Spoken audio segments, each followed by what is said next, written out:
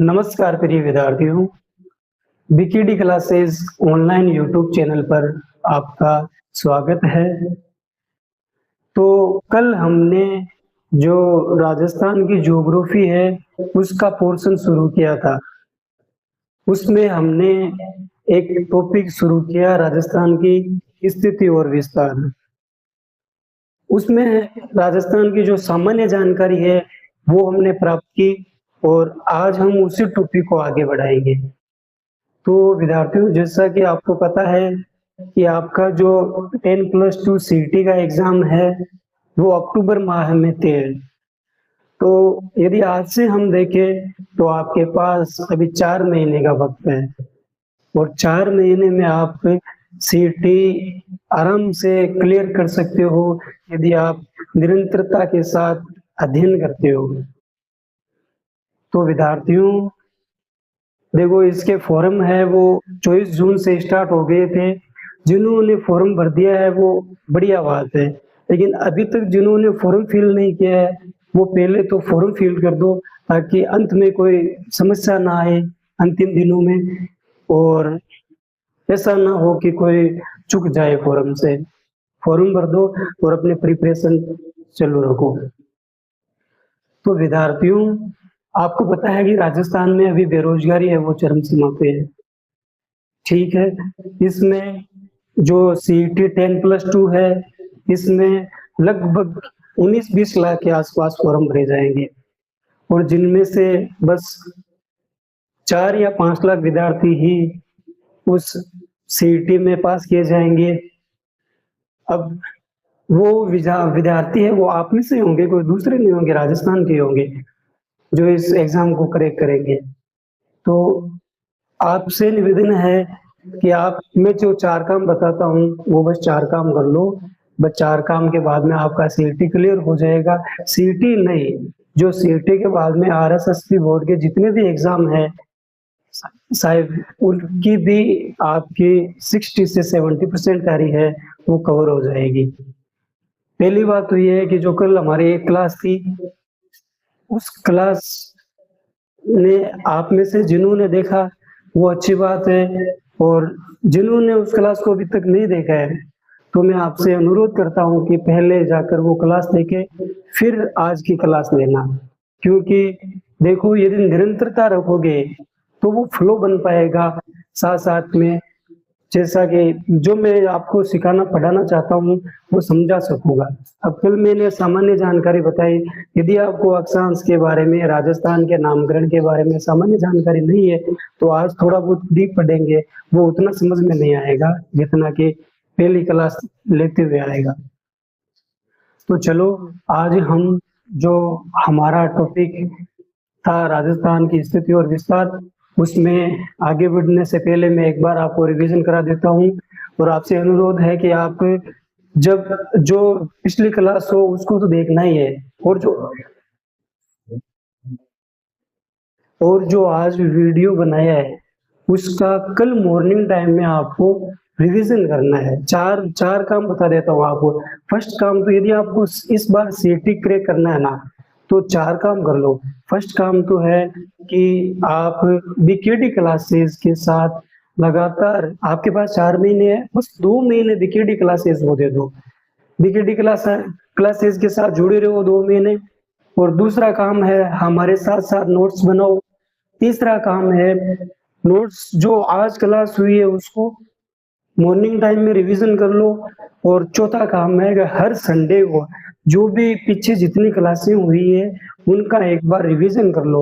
यदि 2 महीने तक निरंतरता के साथ आप ऐसा करते हो तो हम बीकेडी क्लासेस के माध्यम से ये कहना चाहते हैं कि हम प्रयास करेंगे कि 2 महीनों के अंदर अंदर आपका सारा जो संपूर्ण सिलेबस है सीईटी 10+2 और सीईटी ग्रेजुएशन वो हम पूरा कंप्लीट करवा देंगे।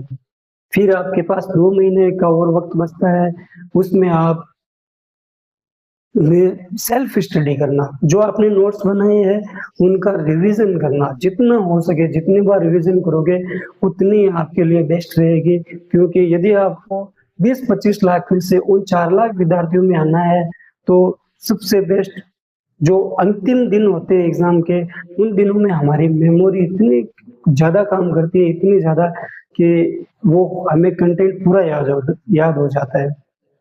तो आपसे अनुरोध है कि ये जो 4 काम बताए मैंने, आप वो करोगे और क्लास आपको रेगुलर देखनी है। और बीकेडी क्लासेस का जो यूट्यूब चैनल है, उसके प्लेलिस्ट ऑप्शन पर आपको जो हमारे राजस्थान ज्योग्राफी की क्लासें हैं, वो निरंतरता से उस राजस्थान ज्योग्राफी प्लेलिस्ट के अंदर आपको मिल जाएँगे सारे। और जैसे-जैसे क्लासें लगेंगी, वैसे-वैसे उस प्लेलिस्ट में सेव होती जाएगी। आपसे अनुरोध है कि वहाँ से आप लगातार देख लेना, वीडियो को 1 बार 2 बार जितना आपको अच्छा लगे, उतनी बार देख लेना। तो यदि हम कल की बात करें, तो कल हमने राजस्थान की स्थिति और विस्तार के बारे में सामान्य-सामान्य जो बातें हैं, उनका अध्ययन किया था। जैसे एक बार मैं 5 मिनट के अंदर कल वाली बातों का रिवीजन कर दूँगा, फिर है जो आप लगातार है वो हमारे साथ बने रहना आज की स्टडी के लिए। तो कल हमने सबसे पहले देखो राजस्थान का जो नामकरण है उसके बारे में पढ़ा कि प्राचीन काल में, वैदिक काल में राजस्थान को किस नाम से जाना जाता था। तो प्राचीन काल, वैदिक काल में राजस्थान को ब्रह्मवृत नाम से जाना जाता था। रामायण है, उसमें राजस्थान को किस नाम का उल्लेख मिलता है रामायण के समय, तो वहाँ पर मरुकांता नाम का मिलता है। और वैसे ही कि राजपूताना शब्द है, वो सबसे पहले मौखिक रूप से है जॉर्ज थॉमस ने दिया था, और लिखित रूप से जो प्रमाण मिलते हैं राजपूताना के, वो विलियम फ्रैंकलिन नाम का एक विद्वान था, उसने एक पुस्तक लिखी, the military memorials of mister George Thomas, उसमें मिलते हैं। कल के लिए आप थोड़ा सा चेंज कर लेना। कल जो 1829 ईस्वी की जो बुक है कर्नल जेम्स टोड की, annuls and antiquities of Rajasthan, उसमें कर्नल जेम्स टोड ने राजस्थान के लिए जो राजस्थान नाम राजस्थान रजवाड़ा दिया था, उसमें मैंने कल गलती से जॉर्ज थॉमस लिखा दिया था। आप एक बार वो वापस नोट्स में उस जगह आप सही कर लेना और उसको याद कर लेना कि राजस्थान के अंदर जो आज का राजस्थान नाम है, वो सबसे पहले कर्नल जेम्स टोड ने ही दिया था। ठीक है विद्यार्थियों, उसके बाद में हमने स्थिति पढ़ी, तो स्थिति में मैंने बताया कि राजस्थान के जो राजस्थान है वो विश्व में या ग्लोब में कहाँ है, तो राजस्थान विश्व में, ग्लोब में, विश्व में उत्तर पूर्वी गोलार्ध में है, ग्लोब में भी उत्तर पूर्वी गोलार्ध में हो गया। और राजस्थान एशिया में कहाँ है, तो एशिया में राजस्थान दक्षिण पश्चिम दिशा में, आपको याद रखना है। और वैसे ही भारत में राजस्थान है वो उत्तर पश्चिम दिशा में है, ये तो दिशा हो गई। और फिर उनके बाद में हमने राजस्थान का उत्तरी बिंदु, दक्षिणी, पूर्वी, पश्चिमी, ये बिंदु पढ़े। उत्तरी बिंदु में हमने पढ़ा कि श्री गंगानगर तहसील और उसमें कोणा गांव पढ़ा। दक्षिण में हमने पढ़ा कि जो बांसवाड़ा की कुशलगढ़ तहसील, बोरकुंड गांव। पूर्व में हमने पढ़ा कि धौलपुर और धौलपुर का राजाखेड़ा तहसील, सिलाना गांव। पश्चिम में हमने पढ़ा जैसलमेर की सम तहसील और कटरा गांव। और राजस्थान का जो मध्य बिंदु है वो कल हमने पढ़ा था कि नागौर जिला, मेड़ता तहसील और उसमें लामपुलाई गांव है। और मैंने आपको ये भी बताया था कि याद रखना, 1-2 बार क्वेश्चन आ चुका है उसका, कि 2022 में सैटेलाइट सर्वेक्षण हुआ था, उसके तहत जो नया राजस्थान का मध्य बिंदु निकल कर आया था वो आया था गगराना, वही नागौर जिला, मेड़ता तहसील, उसी के अंदर गगराना, लामपुलाई के पास ही है वो गगराना है स्थान, वो राजस्थान का मध्य बिंदु माना जाता है। आपको दोनों याद रखने, ठीक है। तो दोस्तों ये हो गया हमारा कल का रिवीजन। अब आज हम आगे पढ़ेंगे, राजस्थान की पूरी स्थिति तो बता दी, विस्तार की ओर चलेंगे, ठीक है। तो विद्यार्थियों, आज राजस्थान का विस्तार से पहले देखो मैं आपको बताना चाहता हूं कि आपको अक्षांश और देशांतर मैंने बताए थे, ठीक है। तो अक्षांश और देशांतर के बारे में जो हमारा सब्जेक्ट मैंने बता दिया कि हमारा सब्जेक्ट रहेगा राजस्थान ज्योग्राफी।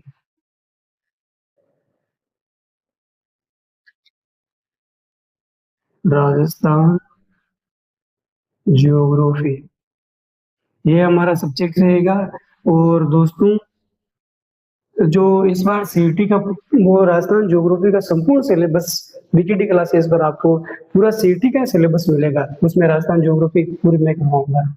ठीक है, तो अब बात करते हैं अक्षांश के बारे में।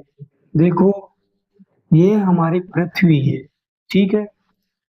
इस पर मैंने बता दिया कि ये जो पूर्व दिशा से पश्चिम दिशा की ओर जो काल्पनिक रेखा खींची गई है, यही अक्षांश रेखाएं कहलाती है। ये 0 डिग्री है। ये मैंने बताया कि पृथ्वी को 2 भागों में कन्वर्ट करती है, ये उत्तरी गोलार्ध, नीचे वाला दक्षिणी गोलार्ध।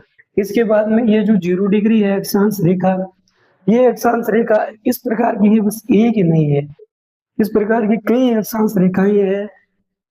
जैसे ये मान लो इससे ऊपर हो गई, इससे ऊपर ये हो गई, इस प्रकार कई अक्षांश रेखाएं हैं। ये तो हो गई उत्तरी अक्षांश, ठीक है, और ये हो गई दक्षिणी अक्षांश, ठीक है। तो देखो, ये तो 0 डिग्री अक्षांश है, भूमध्य रेखा या फिर 0 डिग्री अक्षांश बोलते हैं इसको।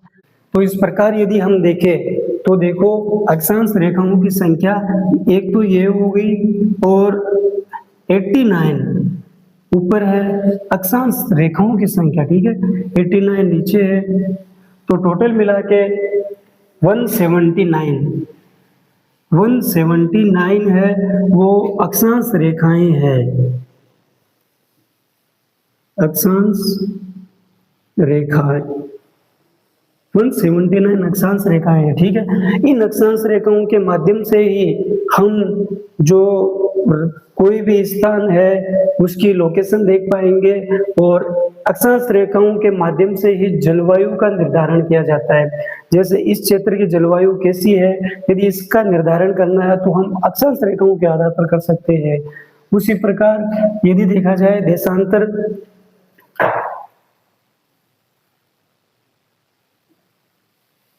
ये पृथ्वी है, ठीक है, ये 0 डिग्री देशांतर हो गया। अब मैंने बताया कि 0 डिग्री देशांतर है, वो पृथ्वी को ये भी 2 भागों में कन्वर्ट करता है। ये हो गया आपका पूर्वी गोलार्ध, ये हो गया आपका पश्चिमी गोलार्ध। तो इसी प्रकार ये 0 डिग्री देशांतर है, ये भी एक रेखा नहीं है, ये सारी काल्पनिक रेखाएं हैं, वास्तव में नहीं मिलेगी। तो ये एक रेखा नहीं है, इस प्रकार की कई रेखाएं हैं, ठीक है। ये फर्स्ट, जैसे मान लो अक्षांश रेखाएं वो टोटल जो मानी जाती है, उन अक्षांश रेखाओं की संख्या, ये अक्षांश रेखाएं, इन अक्षांश रेखाओं की टोटल जो अक्षांश रेखा है इनकी संख्या है वो 360, टोटल 360 अक्षांश रेखाएं हैं।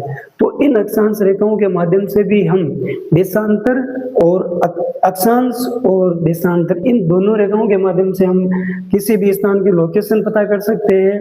और जो अक्षांश है, अक्षांश रेखाएं, उनके माध्यम से जलवायु का निर्धारण किया जाता है, और जो देशांतर रेखाएं हैं इनके माध्यम से हम किसका निर्धारण कर सकते हैं, देशांतर रेखा, देशांतर रेखाओं के माध्यम से हम जलवायु का निर्धारण कर सकते हैं। किसका, देखो ये तो जलवायु का निर्धारण,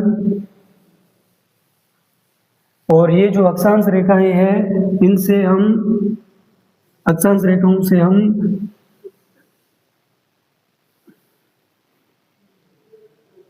अक्षांश रेखाओं से हम जलवायु का निर्धारण हो गया इनसे, और अक्षांश रेखाओं से हम किसी भी स्थिति, सॉरी गलती हो गई दोनों। देखो, जलवायु का निर्धारण तो करेंगे अक्षांश रेखाएं, कंफ्यूजन हो गया थोड़ा सा, जलवायु का निर्धारण करेंगे अक्षांश रेखाएं, कि किस क्षेत्र की कैसी जलवायु है वो उन अक्षांश रेखाओं पर से निर्भर करेगी। और जो देशांतर रेखाएं हैं ये समय का निर्धारण करेगी कि अभी किस क्षेत्र में कितना समय हुआ है, किस कंट्री में कितना समय हुआ है, किस लोकेशन पर अभी कितना समय है, ठीक है। तो ये हो गया। और एक बात याद रखनी है दोस्तों, देखो ये जो इसके अक्षांश रेखाओं के बीच का जो भाग है ना, वो कटिबंध कहलाता है। कई बार पूछा जाता है, वन लाइनर क्वेश्चन बनता है एग्जामिनर का कि अक्षांश रेखाओं के मध्य का भाग है वो क्या कहलाता है, वो कटिबंध कहलाता है, कटिबंध, ठीक है। और देशांतर रेखाओं के मध्य का भाग है वो कहलाता है आपका, ये मध्य का भाग है ये कहलाता है, वो तो कहलाता है कटिबंध, और ये कहलाता है गोरे। ये आपको दोनों याद रखने हैं, ठीक है, कटिबंध और गोरे, ये अक्षांश रेखाओं के। अब आपको याद रखना है कि अब देखो, अब यहीं पर काफी अक्षांश रेखाएं हैं ऊपर जिनका मान है 1 2 3 4 5 6 7 डिग्री, नीचे भी है, ये उत्तर की तरफ चलेगी तो उत्तरी, ये तो इस पे जो अक्षांश आएगा ना, जो इसकी जो मीन्स आएगी ना, वो उत्तरी अक्षांश कहलाएगी, उत्तरी अक्षांश। और जो ये इस तरफ जिस किसी भी लोकेशन आएगी ना किसी भी क्षेत्र की, उसके आगे दक्षिणी अक्षांश, दक्षिणी अक्षांश, ठीक है। और जो 0 डिग्री देशांतर से पूर्व की ओर है वहां पर यदि इस पूर्वी गोलार्ध में कोई भी लोकेशन है उसके लिए पूर्वी देशांतर ही लगेगा, पूर्वी देशांतर, पूर्वी देशांतर लगेगा। और इस तरफ जो भी है उसके पश्चिमी देशांतर लगेगा, पश्चिमी देशांतर। तो अब देखो, कल मैंने बताया था कि जो हमारा राजस्थान या भारत है वो ग्लोब पर उत्तरी पूर्वी गोलार्ध में स्थित है, ठीक है, उत्तरी पूर्वी गोलार्ध। कल हमने बताया था कि हमारा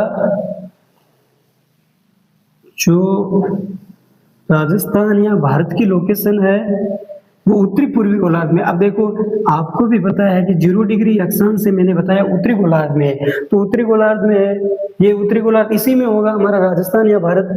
और मैंने बताया है कि 0 डिग्री जो देशांतर है इससे हमारा है जो पूर्व दिशा में है, तो ये तो लोकेशन होने से ही रही राजस्थान की, क्योंकि इसमें तो उत्तरी तो हो जाएगी अक्षांश से, लेकिन देशांतर से पूर्व न होकर पश्चिम में हो जाएगी, इसीलिए जो हमारी राजस्थान की लोकेशन है वो लगभग यहाँ पर निकल कर आती है, भारत और राजस्थान के उत्तर पूर्वी लोकेशन निकल कर आती है, ठीक है।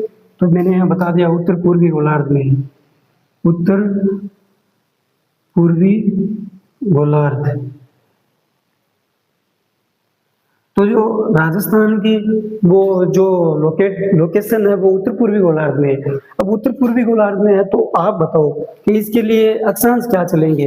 अब देखो, लगभग मैं बता दूं कि यहाँ पर अक्षांश रेखा है, ठीक है, ये अक्षांश रेखा है कहलाएगी उत्तरी अक्षांश रेखा, ये भी उत्तरी अक्षांश रेखा, ये भी उत्तरी अक्षांश रेखा, और ये भी उत्तरी अक्षांश, ये उत्तरी अक्षांश है, उत्तर में चल रही है, ठीक है। ये अक्षांश रेखाएं हो गई, जो उत्तर में चल रही है वो उत्तरी अक्षांश, जो दक्षिण में चल रही है वो दक्षिणी अक्षांश, लेकिन हमारे राजस्थान के लिए दक्षिणी अक्षांश नहीं लगेंगे। अब रही दूसरी बात देशांतर।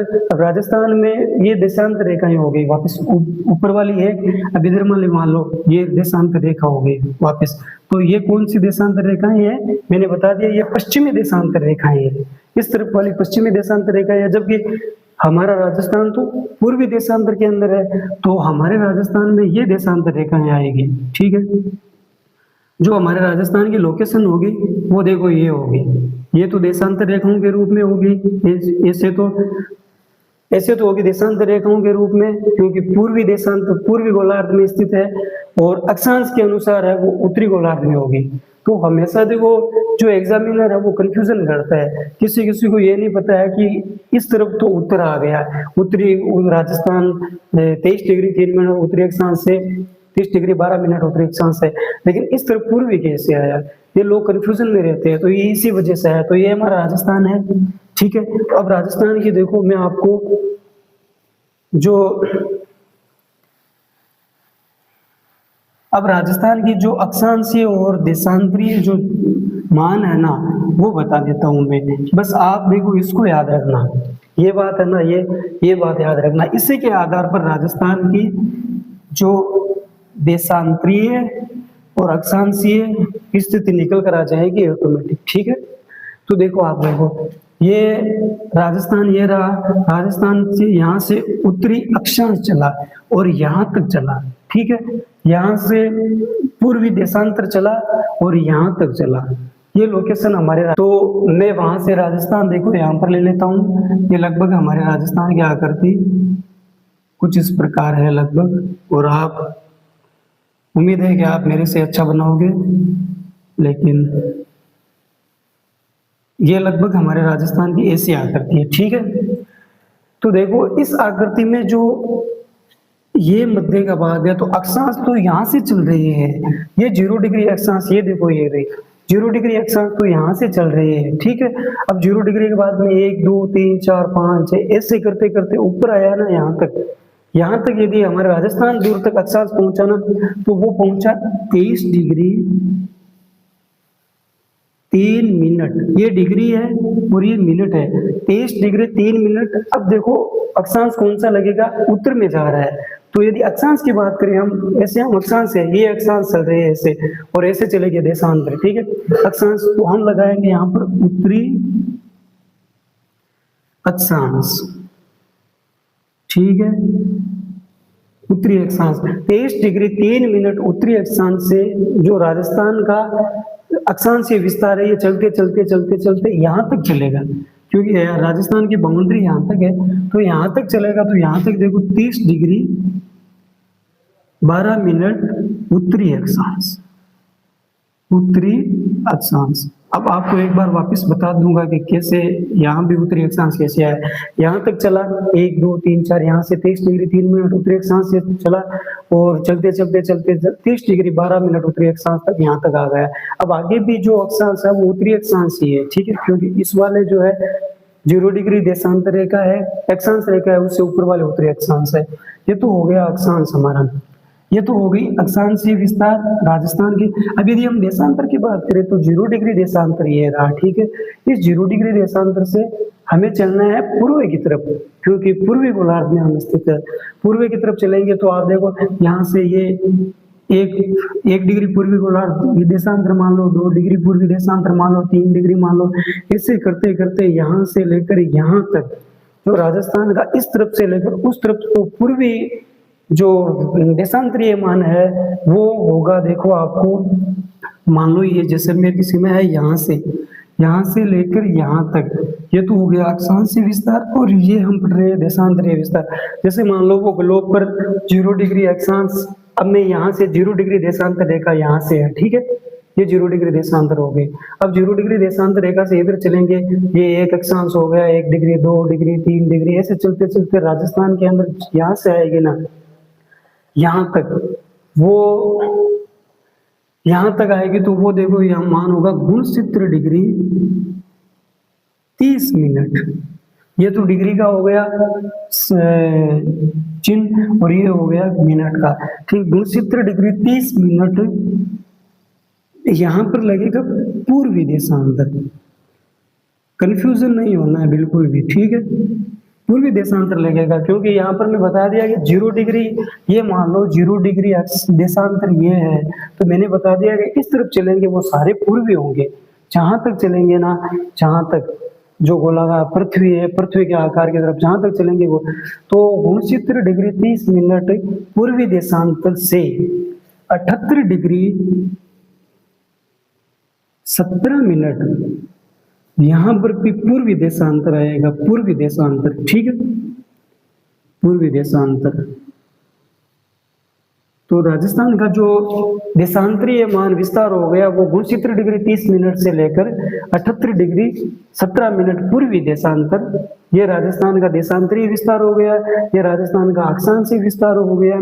इसमें कोई कंफ्यूजन है तो बताओ। अब देखो पूर्व से पूर्व कैसे चला, अब यहाँ से राजस्थान आ गया, यहाँ से मान लो गुणचित्र वाले जो देशांतरीय रेखा है वो यहाँ टच कर गई, गुणचित्र के बाद में 70 करेगी, 72 72 73 74 75 76, यहाँ से लेकर 78 लास्ट में 78 वाले करके 17 मिनट आगे चले जाएगी, ठीक है। तो इसमें कोई कंफ्यूज, ठीक है दोस्तों। तो उम्मीद करता हूँ को ये आपको समझ में आ गया होगा। ये राजस्थान की अक्षांशीय और देशांतरीय जो विस्तार है वो मैंने आपको समझा दिया है, ठीक है।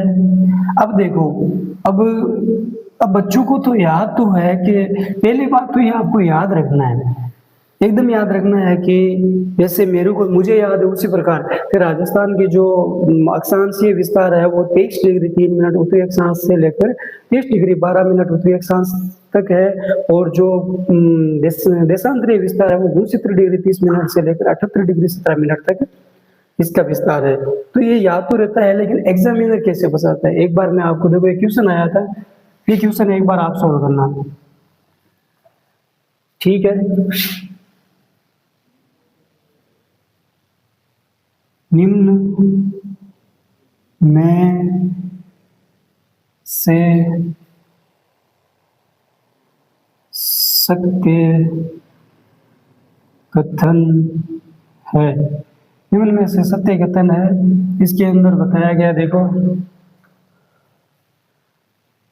यहाँ पर राजस्थान का विस्तार, राजस्थान का विस्तार है, ठीक है।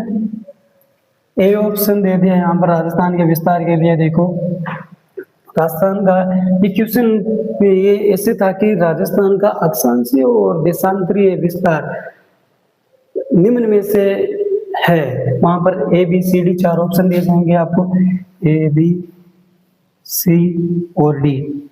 अब देखो इसमें एग्जामिनर कैसे कंफ्यूज करता है, बच्चों को याद होता है लेकिन उनको तो अब आप ही बताना इसका आंसर है वो कमेंट बॉक्स में देना। अब मैंने बता दिया था अभी आपको राजस्थान का अक्षांशीय विस्तार और देशांतरीय विस्तार, आप कमेंट करना एक बार।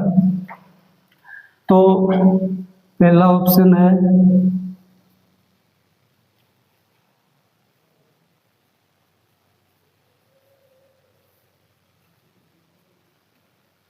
तेईस डिग्री 3 मिनट पश्चिमी देशांतर से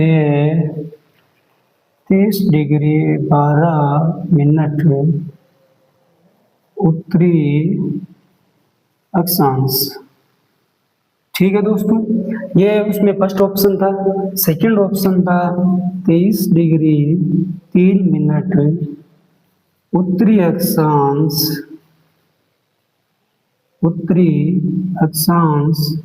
से 30 डिग्री 12 मिनट उत्तरी अक्षांश। दूसरा ऑप्शन ये था। जो सी ऑप्शन था वो था 23 डिग्री 3 मिनट उत्तरी अक्षांश से 30 डिग्री 12 मिनट पूर्वी देशांतर, ठीक है। और जो चौथा ऑप्शन था वो था 69 डिग्री 30 मिनट पूर्वी देशांतर से 78 डिग्री 17 मिनट उत्तरी अक्षांश।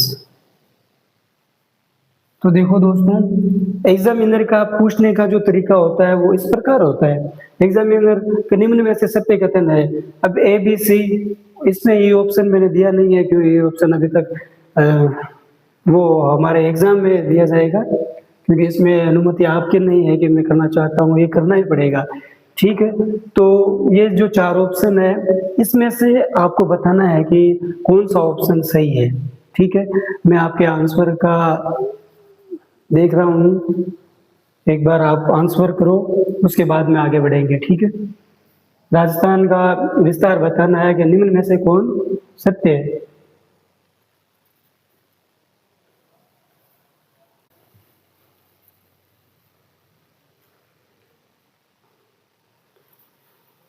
चलो बढ़िया बढ़िया, ठीक है दोस्तों। देखो मैंने अभी आपको बताया था कि जो हमारे राजस्थान है वो लगभग कल बताया था मैंने, पतंगाकार आस्तार की आकृति कैसी है, पतंगाकार या विषम कोण या चतुर्भुज की तरह है। देखो एक प्रकार यदि इसके चारों कोने मिला दिए जाए तो ये विषम कोणीय चतुर्भुज अथवा पतंगाकार, या फिर मैंने कल बताया था कि इंग्लिश में एक नाम आता है रोम्बस, रोम्बस टाइप का है। 2-3 बार क्वेश्चन पूछा गया है। तो अब मैंने इसमें देखो अभी बताया था कि राजस्थान का जो अक्षांशीय विस्तार है वो होगा 23 डिग्री 3 मिनट उत्तरी अक्षांश से 30 डिग्री 12 मिनट उत्तरी अक्षांश। ठीक है दोस्तों।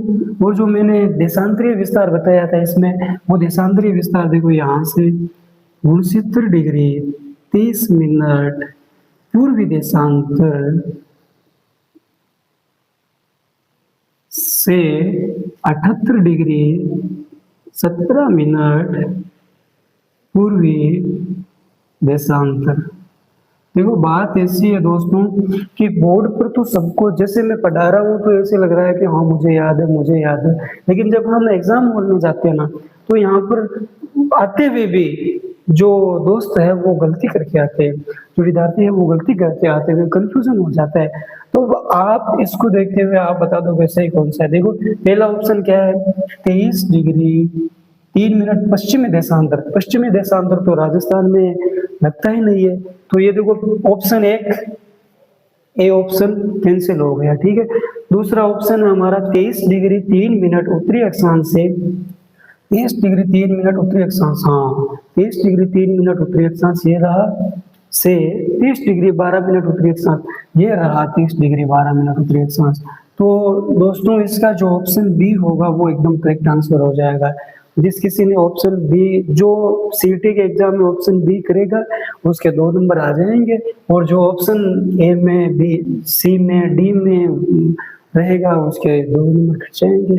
बस बात निरंतरता की होती है। देखो दोस्तों पढ़ते सब है, जो 20-25 लाख फॉर्म आएंगे वो सब पढ़ेंगे, कोई कम कोई ज्यादा, कोई बहुत ज्यादा पढ़ेगा, लेकिन बात है वो होती है निरंतरता की।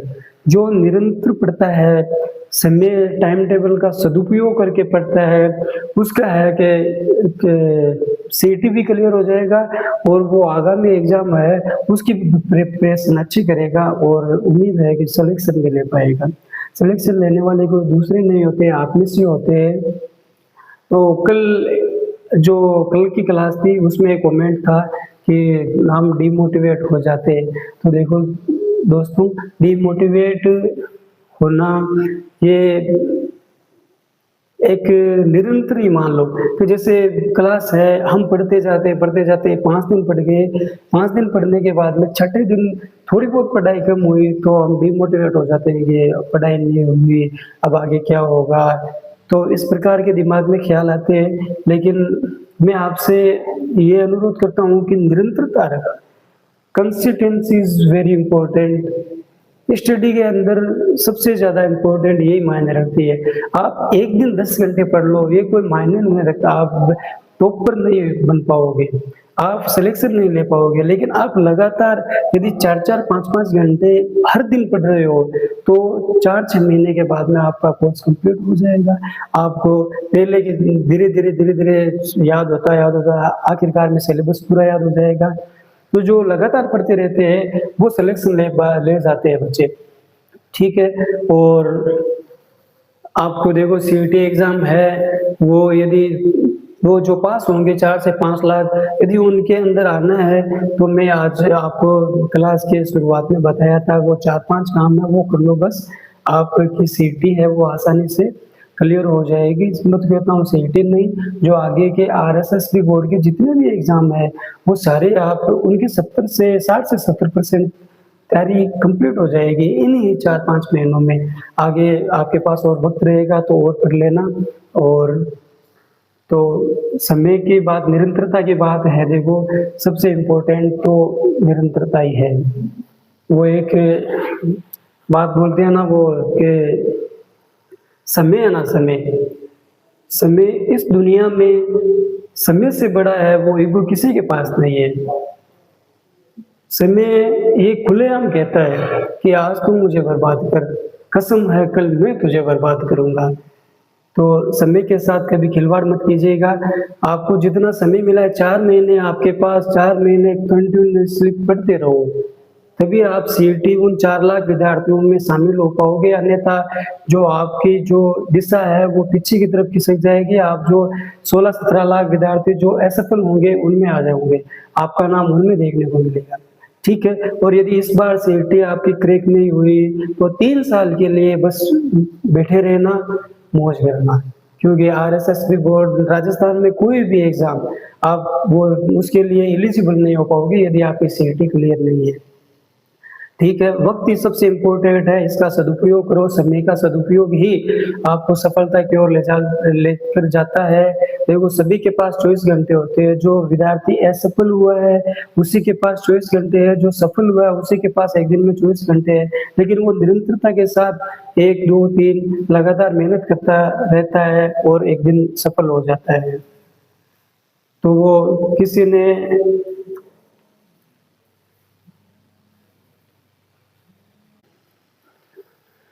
तो दोस्तों हम देखो निरंतरता की बात कर रहे थे कि यदि आप समय का सदुपयोग करके यदि पढ़ोगे ना तो सफलता जरूर आपको हासिल होगी और कुछ ही मतलब कम समय में हासिल हो जाएगी आपको सफलता। तो किसी ने क्या खूब 2 लाइन लिखी है वो मुझे याद आ गई कि घड़ी से लाख महंगा तो घड़ी का वक्त होता है, घड़ी से लाख महंगा तो घड़ी का वक्त होता है, जो कर ले इसकी हिफाजत उसी का तो वक्त होता है।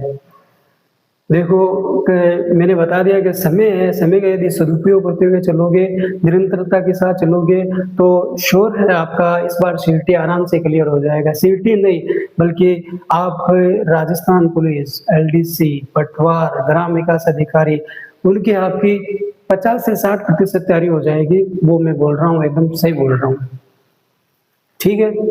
तो हमने देखो राजस्थान का अक्षांशीय और देशांतरीय विस्तार पढ़ लिया है। इस प्रकार के क्वेश्चन है वो आपको सीईटी में देखने को मिलेंगे।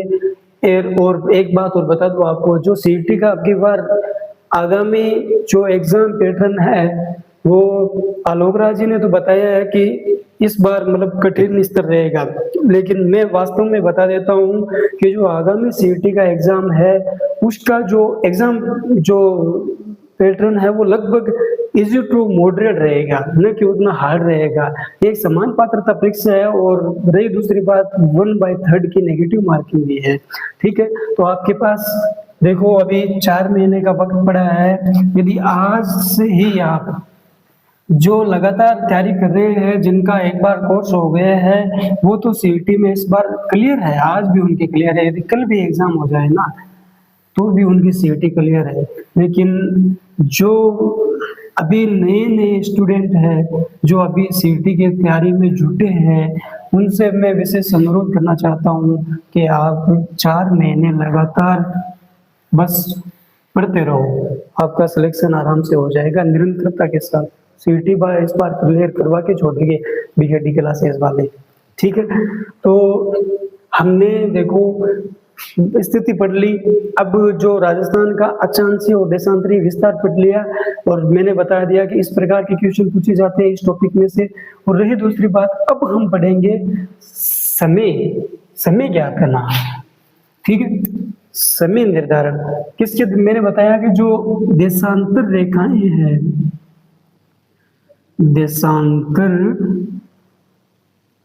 देशांतर ये दो देशांतर रेखाएं है ना, इन्हीं के माध्यम से समय का निर्धारण किया जाता है। अब देखो समय निर्धारण हम करेंगे, समय निर्धारण, समय का निर्धारण किस प्रकार किया जाता है। जैसे मान लो कि मेरे परिवार में भी है, आपके परिवार में भी होंगे कोई जो हमारे चाचा, पिताजी, ताऊ जी जो भी फॉरेन गए हुए हैं, कोई दुबई, सऊदी अरब और किसी भी कंट्री में, मान लो कंट्री का आपको पता है अलग अलग समय होता है। अब उस कंट्री में यदि 8 बजे है तो हमारे 10 बजेंगे, और ये मतलब सेम नहीं रहता है, अलग अलग रहता है। तो ये किस प्रकार रहता है और किस प्रकार है वो टाइम शेड्यूल है पृथ्वी का, वो हम पढ़ेंगे सारे देशों का, ठीक है।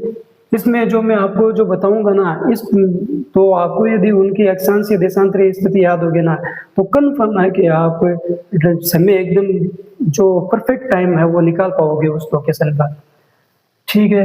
तो अब हम देखो सबसे पहले देशांतर रेखाओं के बारे में।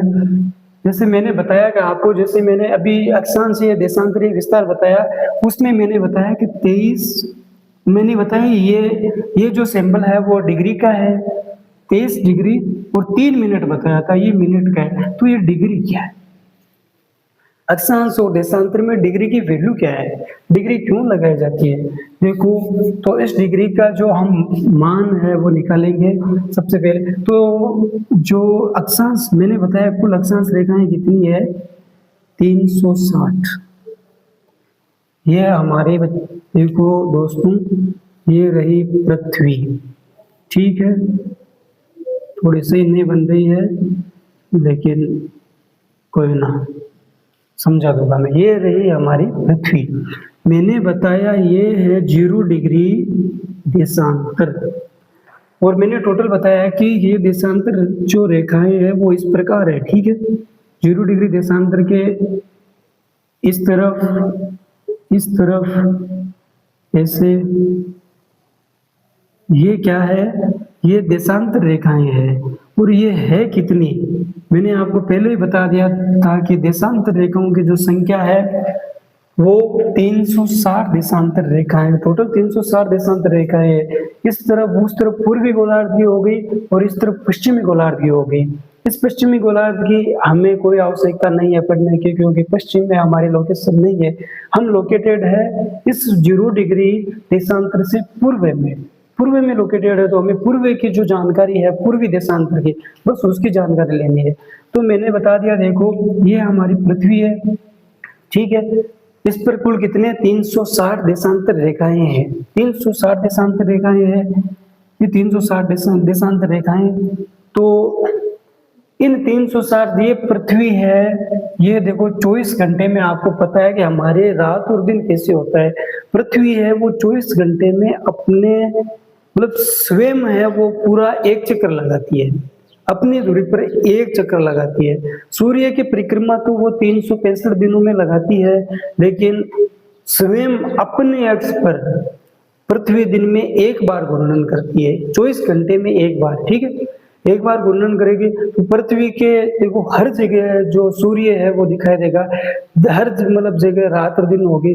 जैसे मान लो कि ये पृथ्वी है, ये सूर्य है, अब पृथ्वी के लोकेशन हम अभी यहाँ पर है, ठीक है, तो सूरज यहाँ पर है तो अभी हमारे दिन है। और जैसे ही पृथ्वी इस तरफ यदि गति करेगी, घूर्णन करेगी, तो हम उस तरफ चले जाएंगे, सूरज का प्रकाश पृथ्वी के इस साइड है, हम उस साइड है, तो हमारे रात हो जाएगी। और ये जो बाकी के इस महाद्वीप वाले हैं जिनकी यहाँ पर लोकेशन है, उनके डे हो जाएगा, दिन हो जाएगा, ठीक है।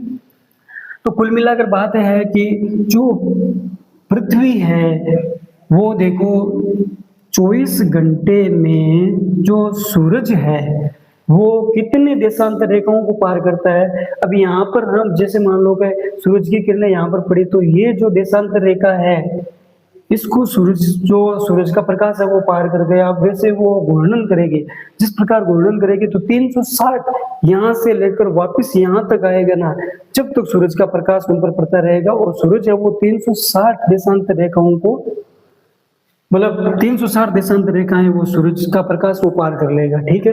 कितनी, 24 घंटे में, 24 घंटे में कितनी, 360 डिग्री, जो मान लो 360 रेखाएं हैं वो पार करेगा, ठीक है।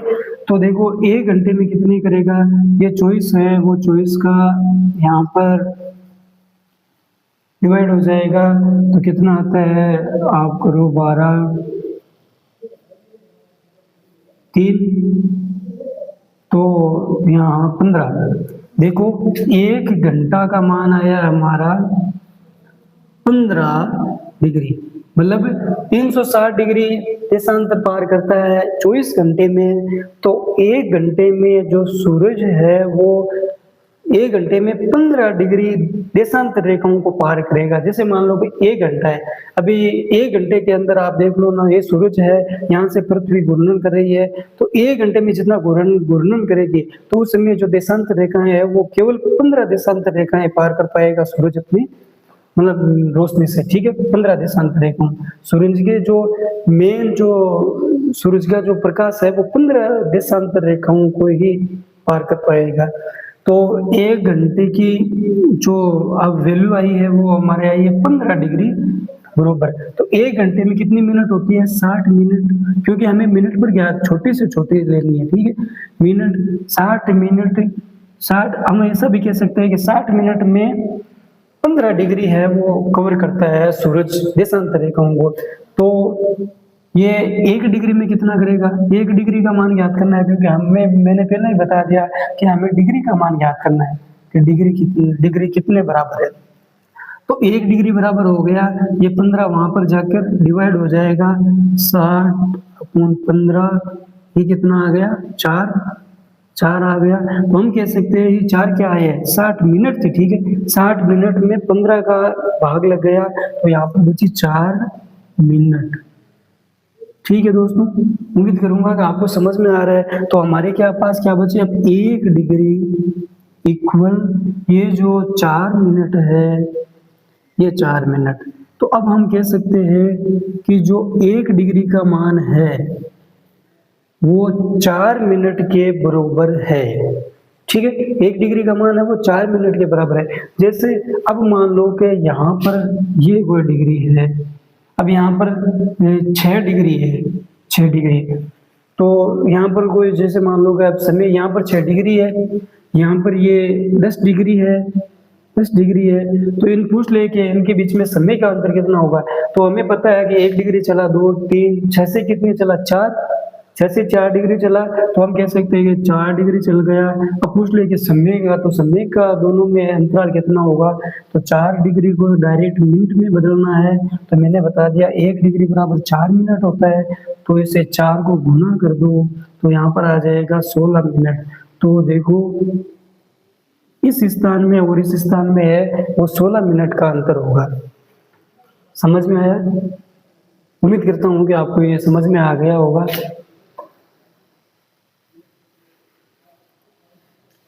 देखो बात ये याद रखनी है कि 1 डिग्री बराबर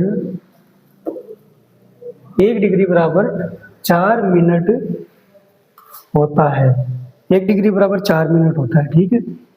ये बात हमारे काम आएगी, आपको याद रखना है। 1 डिग्री बराबर 4 मिनट, 1 डिग्री बराबर 4 मिनट होता है, ये आगे काम आएगी। अब देखो, अब यदि हम आगे समय की बात करें कि समय कैसे, पृथ्वी पर समय कैसे ज्ञात किया जाता है, ठीक है, किस लोकेशन का कैसे ज्ञात, ये पृथ्वी है।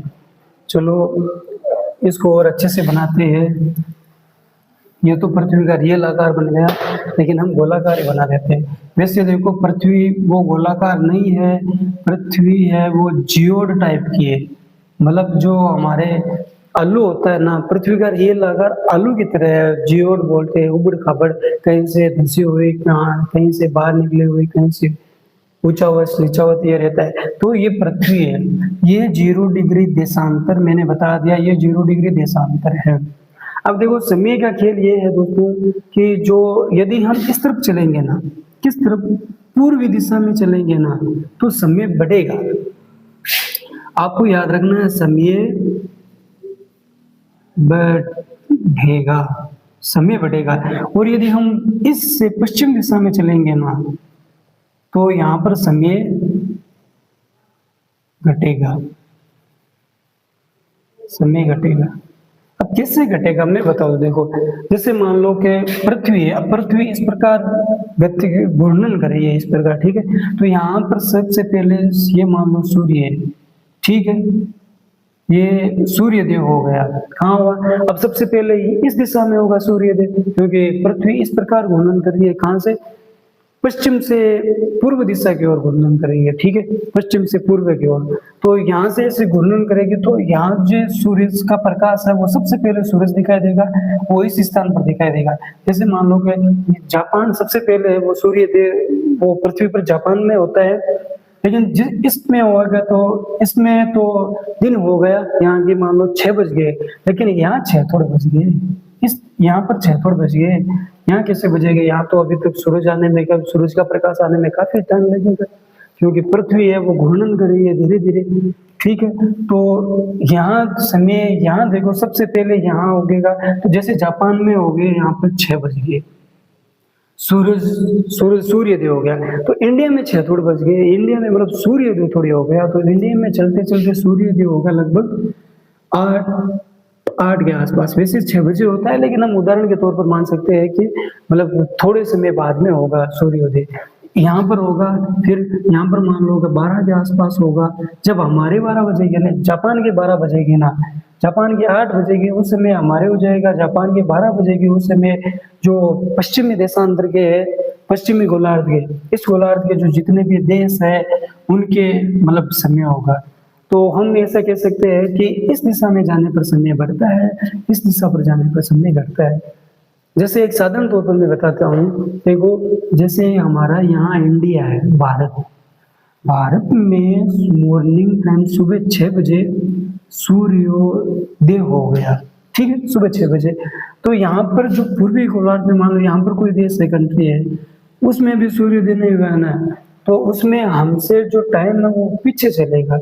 जैसे 6 में तो वहां से 2-3 घंटे है वो पीछे चलेगा। जैसे आज हम भारत में अभी है, तो जैसे हम उस तरफ जाएंगे तो हम जैसे जैसे हम पश्चिम दिशा में जाएंगे समय घटता जाएगा। जैसे मान लो आज भारत में अभी 6 बजे है, तो आप दुबई में आपके रिलेटिव कोई भी है उनको आप कॉल करके पूछ सकते हो, दुबई में यहाँ से 2-3 घंटे का आपको अंतर देखने को मिलेगा, क्योंकि हमारे सूर्योदय है वो पहले हो गया और दुबई में सूर्योदय है वो थोड़ा बाद में हुआ, तो समय का अंतराल तो आएगा ही।